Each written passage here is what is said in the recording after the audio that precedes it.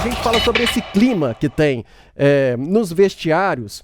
Depois do jogo contra o Betim, os jogadores falaram na zona mista. Óbvio, o sentimento, já estava nítido ali que o Fernando Diniz seria demitido, né? O sentimento do vestiário parecia ser este, embora os jogadores não culpassem o treinador, né? Às vezes chama um pouco a responsabilidade. Matheus Pereira foi um que comentou um pouco sobre isso, né? Deixa eu voltar um pouco nessa cronologia dos fatos e, de novo, agradecer o Gabriel Moraes pela apuração de hoje. A gente já tem, inclusive, no nosso portal, algo dos bastidores dessa demissão do técnico Fernando Diniz. Ele já tinha essa ideia de que seria demitido, mesmo depois dessa reunião ontem no vestiário do Mineirão. A chegada dele para atender a imprensa e tudo parecia que caminharia, né, para que ele pudesse continuar, para pelo menos ter esse respiro até o jogo contra o Itabirito na quinta-feira, mas todo o staff do Fernando Diniz já esperava que ele pudesse ser demitido. Nos bastidores, os jogadores eles falaram sobre esse clima do vestiário e muito que a gente também comenta ali e aborda com os jogadores e os atletas na saída dos jogos. O Romero, por exemplo, a gente tem separado a fala do Matheus Pereira para poder trazer aqui, mas o Romero, por exemplo, ele falou com a gente e ele disse que não houve nem essa conversa no vestiário depois do jogo contra o empate contra o Betim. Mas o meio-campista do Cruzeiro, Matheus Pereira, camisa 10, também falou desse clima no vestiário. Vamos ouvir o que disse o Matheus Pereira. Não, antes de mais, eu acho que a gente poderia ter sido um pouquinho mais agressivo ali no último terço, né? A gente sabia que o time deles era difícil. Quando eles fizeram o gol, então eles fizeram duas linhas, né? Uma linha de 5. A gente tentou buscar, tentamos criar, tentamos fazer. Infelizmente, o goleiro defendeu, a bola bateu na trave. O resultado a gente não controla, a gente controla a nossa performance. Como é óbvio, a gente tem que melhorar em muitos aspectos e a gente tem que continuar seguindo trabalhando.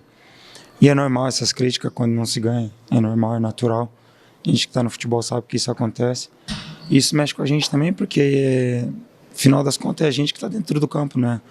Tá aí, o Matheus Pereira tentando explicar, né, mais uma vez reforçando essa divisão aí de responsabilidades. Ele fala também do que faltou de agressividade dos jogadores do Cruzeiro, e claro, tá faltando sim muito mais dos jogadores do Cruzeiro, e espera-se muito desse Cruzeiro de 2025. Pra gente poder falar de outro grande nome dessa equipe do Cruzeiro, o goleiro Cássio, né, que depois daquele jogo contra o Atlético, onde ele falhou lá em Brasília, ele fez aquela postagem, só para poder situar o ouvinte que não acompanhou, ele fez uma postagem depois, claro, da enxurrada de críticas que recebeu por conta daquela falha que resultou na derrota do Cruzeiro diante do Atlético lá no Mané Garrincha. Ele postou, fez uma postagem em sua rede social, uma série de troféus que tem na carreira, mas como a gente já abordou aqui, troféus conquistou com a camisa do Corinthians. Ainda com a camisa do Cruzeiro, o Cássio não teve essa oportunidade. Ele falou um pouco dessa postagem, explicou. Vamos ouvir o que disse o Cássio, que falou também da evolução do time. Vamos ver. Eu acho que é começo de temporada, não tenho certeza que nós temos muito potencial para evoluir, para crescer como time, como equipe, e a gente tem que, essas situações têm que servir de aprendizado, de crescimento, assim, então eu acho que sim, já entrando no assunto, eu acho que acabei postando umas coisas aí esses dias aí, sou um cara muito honesto, muito correto. Sou muito grato por tudo que o Cruzeiro fez e de maneira nenhuma com o que aconteceu eu tentei ofender qualquer tipo de pessoa e qualquer torcedor cruzeirense. Se alguém se sentiu ofendido de qualquer maneira, eu queria pedir desculpas, não é a minha intenção. Sou muito grato, não somente pelo cruzeirense, mas pelo povo mineiro, por tudo. E quero dizer que eu sou um ser humano como vocês. Às vezes a gente tem os dias que as coisas não acontecem bem. Não é por falta de trabalho, infelizmente acabei errando no gol, mas não foi falta de trabalho. Se for pegar o jogo, saiu um monte de vez do gol e acabei errando numa e a gente acabou tomando o gol, mas vamos continuar trabalhando, dedicando, tem um excelente treinador de goleiro. Cássio, analisando também, aí, é claro, aproveitando para poder comentar, Léo, aquela postagem que fez logo após a derrota para o Atlético na última semana. É uma coisa que ele estava incomodado, né? Porque nem foi perguntado, poderia até ter sido, mas ele já se antecipou e explicou sobre aquela postagem dele, pareceu que estava incomodado com as críticas naquela falha do jogo contra o Atlético, e não foi só aquela falha, né, mas dos últimos jogos, da temporada passada, a final da Sul-Americana, tudo pesou bastante aí para as críticas.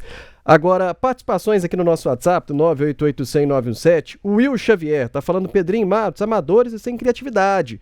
Obrigado por nada, Diniz e Portalupe não. É a opinião aqui do Will Xavier. Valeu pela mensagem. Com a gente aqui também, gostei desse ditado aqui. Quem mandou a mensagem foi o Leonardo Monteiro, meu xará.